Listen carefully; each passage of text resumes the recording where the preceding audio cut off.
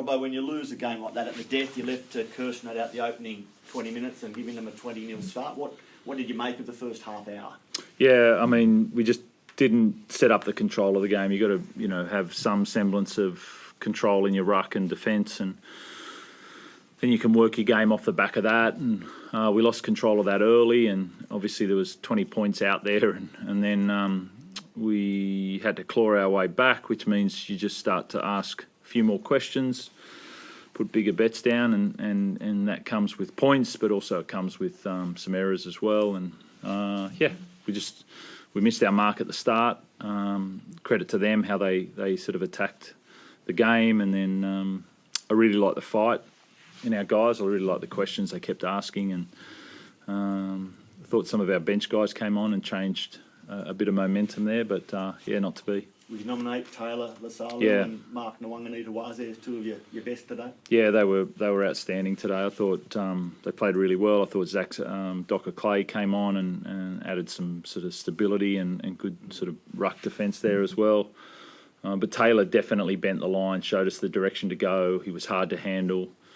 That was, I think, I don't know, maybe his fourth game or fifth game in NRL, and that was a step up for him. So that was great. You never like losing, but did you see enough in the last 50 minutes knowing that there's 5 Origin blokes to come back in to think, well, okay, we lost the game, but there's, it's not a massive road bump today? Yeah, it's always, I love these games. They're really exciting. I was really excited coming in today and all week because, people see a team of 17, but there's around sort of 38 guys that train on a regular basis, and you've got all the club, and we changed our reserve grade game so they could come and watch the debut guys, and you get really excited about that, and you want it to be a fairy tale ending, but the reality is NRL's tough, and we just missed one of the foundations of our game and also the game of rugby league in the first 20 minutes, and we're playing catch up. How's Teddy? Yeah, he's been crook all week, and he's just not a footy injury. No. He's been sick and that all week. I think we can all see that it's all going around, but I'm pretty happy that you didn't see that he was sick today out on the field. I think that he shows his quality there. But so I was, in all, I was really proud of the composure to sort of get back in and fight for that finish and finish game strongly, and I think it bodes well for the next few weeks. They had plenty to play for today, Trent. Yeah. 6 losses in a row, plenty being said in the media. Did you see that desperation from the Tigers today? Yeah, I think so. Yeah, I think I saw. They can really carry the ball. They've got some players there that are really hard to tackle and hard to manage, and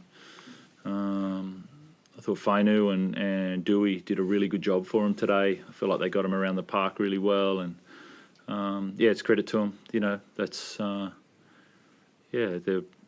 a good club that's always seems to be talked about for some reason because they're popular, I guess, and people sort of silently cheer for them and they want them to do better. But there was a bit of fight there today, which was good for them. Obviously, those penalty goals, 3 of them there end up pretty crucial. Did you have a view on those high tackles? I think there's one from Hugo in the first half. So be it. Anyway, that's you don't want that. You want to manage that there, but it's we don't want high tackles in our game, and we want to make sure that we stamp it out. But we're just on the wrong end of that one today, I guess. But so be it. Playing against Terrell May for the first time, he said during the week that he's still got plenty of mates at this club. Did you see a bit of excitement from the boys to come up against him for the first time? I think it was task-driven for us. I know he's close with a lot of the guys, and that's good friendships there from the time he had here. And he's always going to be a Roosters player as well. He played time here and played well. It was good for him today to get the win. And it's always good to play against your mates and get one up on them as well.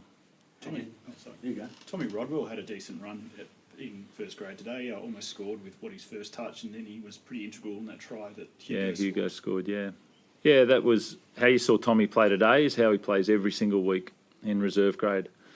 and then he's fit and strong, and so he just transferred that into first grade and did his job out of the back end, caught the ball well, combined well on the end of the shifts, and he did his job. It's great. Not been easy for him.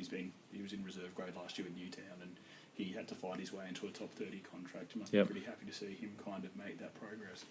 Yeah, I mean, I love seeing those guys. You know, you get to see Max, who's a junior, and you get to see Tommy, who's it's probably, you know, Tommy, Hugo Savala, Max McCarthy. They were the guys that just nailed the preseason, and they were all down the list, well down the list. I know sports don't have pre-seasons. Ours is pretty important, and people can create their NRL games and the NRL future in pre-seasons, and definitely those three did. Anyone back next week, Trent? Big job, potentially?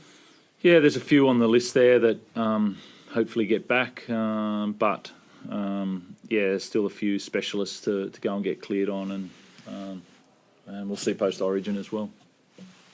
Thanks.